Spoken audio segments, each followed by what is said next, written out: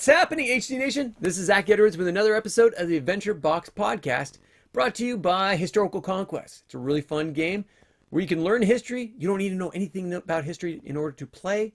It plays like the game of Risk, though, mixed with like cards of like Pokemon, Yu-Gi-Oh, Magic, but all the cards, they're no creatures.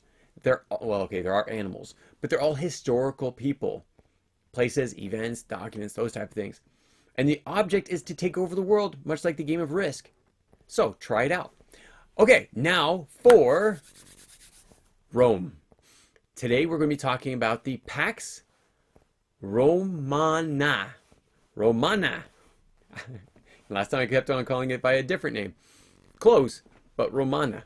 Pax Romana, which means Roman peace. Cool. That sounds good. Yeah, we could do that. Let's talk about that. Okay, so we're diving into one of the most prosperous and peaceful periods in history, the Pax Romana.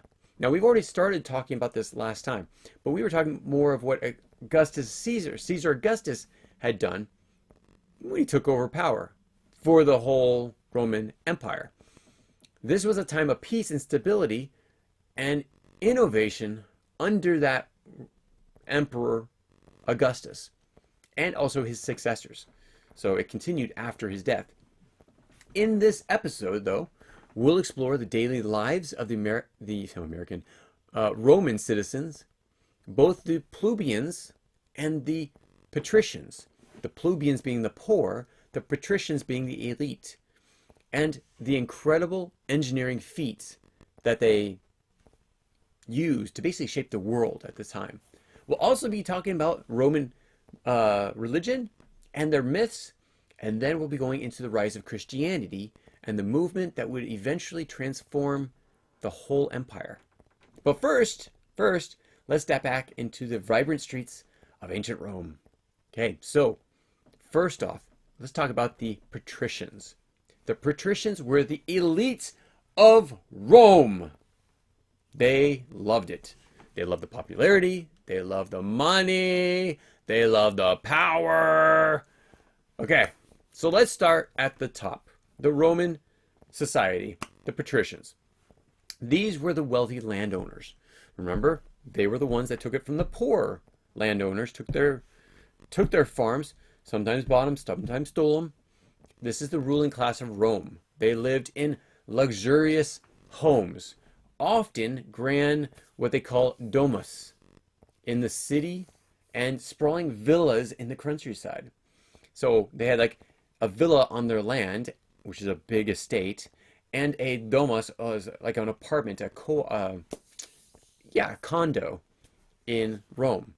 So they could have two different places. When they're working in the government, they'll live in the condo, or the domus. When they need a break, they'll go out to their land and live in their villas. So inside, they enjoyed richly decorated rooms, elaborate mosaics, and marble statues. The patricians also had political power. This is basically the bureaucrats in like DC. They work in the federal buildings. They were the elite. They were paid high salaries, which most of our public workers are paid. They're paid more than the military, even though, like in Rome, Caesar Augustus finally gave them a salary, the soldiers. But our soldiers aren't paid that much. Heck, our school teachers, the local school teachers, are not paid that much. Well, they're paid more than the military, but either one, both of them, are not paid that much. So you might be making $125,000 in a federal government position, and you're made probably like $60,000 to $70,000 for almost the exact same level of education and everything, working for a local or state position, such as like a teacher or police officers. That's how different they are. Federal officer, $125,000. Local, $60,000. Yeah, seems a little wrong. Working for the Department of Education, $120,000. Working as a school teacher, $50,000 to $60,000. Big difference. So, let's also now talk about, one more thing. In public, the patricians wore tunic-like robes, much like the Greeks, with the most prestigious of them sporting what is called a toga. Toga, toga, party. Now, it was a symbol of Roman citizenship. Even though even the poor were citizens, these togas were the most elite would wear them. They often attended banquets where food was plentiful, including roast meats, fishes, exotic fruits. And then you had the other side. Let's talk about the plebeians.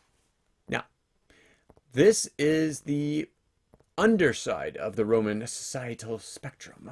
The plebeians, the commoners, the farmers, not the farmers that own the land, the farmers that are working for the landowners, the artisans, the laborers, artisans, people that make things, the laborers, and even the soldiers. Like, seriously? I mean, those that really made Rome what it was were all the plebeians. Because if it wasn't for them, the patricians would never have been able to do this. So while life was more challenging for the plebeians, they still enjoyed certain privileges. Roman citizenship, they still had that. And the ability to participate in public assemblies. Remember though, during the time of Caesar Augustus, he had the Senate. The assemblies were gone. They had no power whatsoever. Many of the plebeians lived in, they're called insulas, which is like apartment style buildings. Think of like an apartment complex. Semi-run down. They're not the best things. They're overcrowded, lacked some of the basic sanitation things for sanitation. But even within these constraints, the plebeians maintained a vibrant social life. They gathered in public baths, markets, they had forums, so they were not completely out. They just did not enjoy some of the things that the elite were able to do. These places were where they passed around news, gossip, and political debate were exchanged daily. So what happens if you have a poorer class and they see the elite doing all these things, doing all these things that were like eating great foods and stuff like that, when you're like having nothing? Well, this is usually when you have a civil war start up. Well, remember, Caesar Augustus put an end to the civil war. He had full strength. And because the Roman soldiers were being paid now by Caesar Augustus, they were very loyal to him. And if you weren't loyal to him, you were most likely killed. So, let's talk about the daily rhyme, let's call it. The market, the entertainment, the festivals of all of Rome. Okay, so regardless of their status, most Romans participated in public entertainment, such as you had the Colosseum. You had the Circus Maximus. These were famous venues where gladiators and chariot races were. They brought the Romans together, the patricians and the plebeians. These games were not just for fun, they were also a tool. That's right, political control. Keeping the masses, one, entertained and distracted. One of the very well-known quotes that was used about this time is feeding the people bread and circus. You get those two things, they're totally distracted from the civil wars. This is one of the ways that Caesar Augustus was able to control his people. Rome also enjoyed the theater. Yes, Romeo, wherefore art thou, Romeo? But again, that was Greece. So, oh, actually, that was Shakespeare. That was England. Sorry. Wow. Okay, so uneducated I am. But often based in Greek comedies and also tragedies. Why? Again, entertainment, Hollywood, it's a big distraction. Streaming services during COVID, that's one of the ways that they made people not fight back over some of the things. They were drowned in their streaming services. Literally, people would not get off streaming services 24 hours a day. They'd sleep in front of their, yeah, you remember that time. It's only 5 years ago. 5 years ago. Holy cow. Can't believe that. So glad it's over. But at the same time, I never stopped. I was unlike everyone else. Most of those that were being drowned out by the streaming services and submitting to their government's will. Oh no. For me, I worked completely through it. I actually went on to build, and I was doing building at the time. I couldn't sell historical conquest. I was still selling it. I was shipping it, but I couldn't go out to the conventions, which took up most of my time. So I bought houses, I refurbished them, and I sold them. I made a good, pretty penny during COVID. I also lost some money too, because again, it was COVID. There's a lot of things that were downfalls of that. Another thing, going back to Rome, another thing is the public baths. Yes, these were places for relaxation, socialization, and sometimes even business deals. Not just with the patricians, but the plebeians had their own. And let's not forget the festivals. These were called Saturnalia. It was a week-long festival in December where the roles were reversed, and slaves could briefly enjoy the privileges of their masters. What? Wait a second. That's right. Saturnalia was a week-long festival where the slaves basically became the masters. I want to see that. I really do. I think that would be very interesting. The patricians letting the slaves do it. I think it was more of an illusion, though. Just saying. Okay, let's talk about some of the great engineering that they did during this time. So, Roman innovation was a cornerstone of the Pax Romana. Yes, I did it right. Okay, cool. Perhaps one of the most lasting legacies of the empire, it is the engineering prowess that was part of the Pax Romana. Did it again. Particularly the infrastructure. So, during this time, you had the Roman aqueducts. It became a symbol for engineering genius. They would channel water from far-off lands, carrying fresh water every day, all day long, into the Roman cities, and then pop out to fountains, drinking water, anything they needed. In fact, the Pont du Gard in France, a Roman aqueduct, two different ones.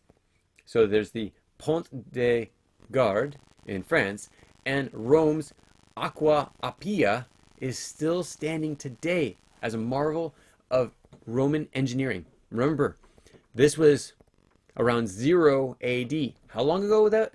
Right now it's 2025. That was 2025 years ago, and they still stand today. The Romans also created an impressive network of roads, 50,000 miles of them. Now, they don't pave asphalt. They don't pave concrete like we do today. And they still were able to do 50,000 miles of these roads, stretching across their empire.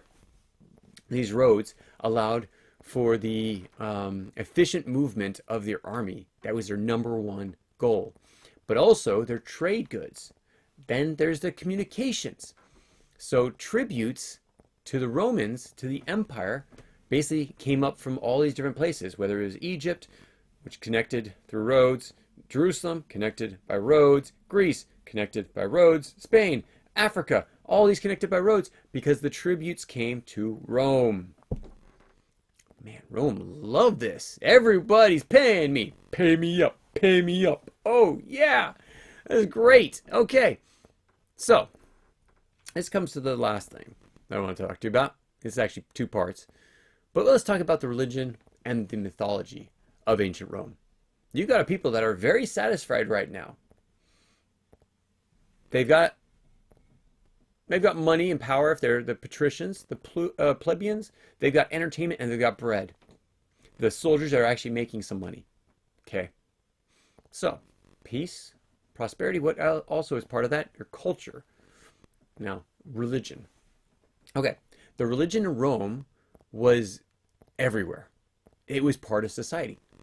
Like in the United States, we used to be a very Christian nation. We still are considered a Judeo-Christian beliefs, but it's gone out to a lot more atheism and other religions and such. So, but Rome was all Rome. It was all their gods. Everyone lived by this. Probably not by force either. It's probably one of Caesar's great ways of controlling the people. Give them a religion, give them a central core belief, which is good, actually. It keeps a civilization together. In all of history, all the civilizations fall when their core beliefs are gone. So many of these, well, the Romans believed in multitude of gods and goddesses. This is polytheism. Remember, when they went down to other places, such as, I mentioned this a few times, Jerusalem, that was a monotheistic culture. They wanted Roman polytheism in there. And the Jews did not like that. So, many of these gods were borrowed from the Greeks. Oh, I didn't even tell you about this. Okay, really fast. One of the reasons why, I mentioned this a long time ago. Basically, last month when I was talking about Greece and how it actually took over Rome. They didn't take them by force. They didn't take them by land. They took them by the shared culture and understanding. The things that Greece believed in became very Roman. So Rome believed everything that the Greeks came up with. And the reason I can say that is because they actually enslaved a lot of the Greeks, brought them over and made them tutors to teach their people, to teach their leaders, to teach their patricians. So all the Greek mythology would also come over with it. So the Greeks took over Rome by principle, by teaching them. So they might have destroyed Greece or taken it over, but Greece is what actually controlled Rome. Now, you have, I'll just give some examples. Roman to Greeks. Their gods actually were changed. Jupiter, the king of the gods, Juno, his wife, and Neptune, Juno, his wife, and Neptune, god of the sea, not Poseidon. So a lot of their Zeus to Jupiter, Poseidon to Neptune. So this is interesting. They basically just changed the name. They didn't want to be known as the Greeks, though the Greeks were still teaching them and they were still doing Greek things. So these were figures in the Roman religious life. Temple dedication to gods were prominent. They were all over the place in Roman cities. And the daily rituals were an important part of Roman life. Priests like, what was his name? Pontifex Maximus. That's cool. I want to be called Zach Maximus. Was the high priest. Overall, he was over all of religious ceremonies, ensuring that the gods were appeased and the empire would prosper. So he was there to make sure that everyone followed their religion. Okay. Romans also practiced divination. Interpreting omens or reading the entrails of sacrificial animals to predict the future. Interesting. Not my cup of tea, but hey, that was them. Okay, so the Roman mythology provided a rich story of the gods, interactions with the mortals, all these things. Epic poems, legendary stories. Yeah, so that made up a lot of their life, including, this is when supposedly, possibly, the legends of Romulus and Remus actually became legendary founders of Rome. So, when you read that so long ago, this is just, I'm reiterating it, they are myth and legend. We don't know exactly how Rome was started, because when the new leaders came in, they changed the history. So we don't know exactly what happened, how it was started. The myths weren't just for entertainment, though. they legitimized the Roman power, connecting Rome's present and the divine and heroic past, basically. So they changed history, changed the religion, gained control over your people. Rome was perfect at this. They knew exactly. Every civilization did this. The Mayans did it. The Persians did it. Yeah. But they had an interruption. This was the beginning of a group. At the time, they called them a cult, but a group who were called Christians. This would change the whole thing for Rome. Now, let's turn to this new religious force that was starting to shape up. Where'd they come from? Most people know the story. You had Jesus Christ in Jerusalem who shared teachings, and those teachings, after he died, they crucified him, the Romans, crucified him on a cross, buried his body, and he rose again on the third day. So that's the story of where Christianity began. But Christianity, after Jesus Christ died, could have just died on the spot. But no, it flourished. It took off. But interesting enough, it actually took off in the Roman Empire. What would have happened if Rome didn't have a unified empire at the time? Would Christianity have been able to take off as well as it did? You got to think about that. Christianity actually grew in part because of the Roman rule, the peace that was in the land, the roads that were made up, the security and protection. Yeah, this is interesting. So while Christianity began as a small Jewish sect in the eastern part of the empire, it rapidly spread during the Pax Romana. The Apostle Paul, so one of his followers, played a pivotal role in spreading Christianity and his teachings outside of Judah, and actually Judea. And actually it was all of his disciples. You had John that went up, Peter that went up, Mark that went down to Egypt. You had them spread out all over the place. So it spread beyond Judea into Greece, into Rome, all over Italy, all over Spain, parts of Africa. The Apostle Paul was instrumental in establishing Christian communities in places like Corinth, Ephesus, and Rome itself. But again, it spread not just because of Paul, but because of all these different disciples of this man, Jesus Christ. So, to the Romans, he was a man. He was a rebel leader. But at the same time, not really. The Romans didn't see as much of a hardship against him as much as the Jewish leaders, because he was stirring up rebellion in the Jews. So, that's an interesting part as well. So, the appeal of Christianity was very broad. It welcomed people of all classes, especially those that were the poorer class. They offered hope and salvation and the promise of eternal life after death because of Christ. So, this was a big thing. In the future, now I actually have it in my notes, but I'm going to bypass this because we're going to be talking about it later on. You had people like Nero, Diocletian, who basically saw the faith as a threat and would go after them and try to kill them and would burn them alive and would do all these really, really nasty things. Again, we're not going to be talking about it now because it's spread out basically for the rest of the Roman unit, just small amounts of it.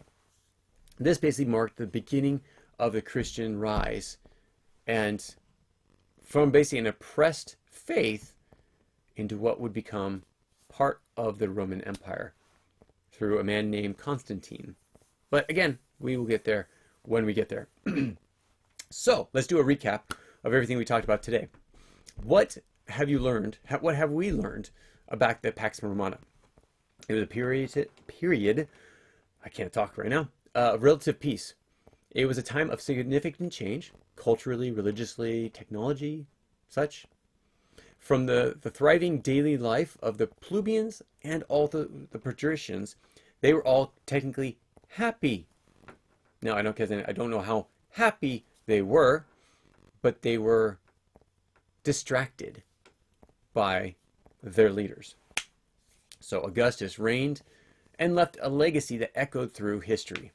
Now, then we had the religions. Very important to them. Basically, the religions came from Greece because the slaves that were made tutors from Greece basically taught them. And then they just basically changed the name to make it, this is Roman gods. Doesn't matter, it's still the Greek gods with different names. So, this is the rise and the fall of this time period. Now, here's the thing. Your action question. Action question for you today.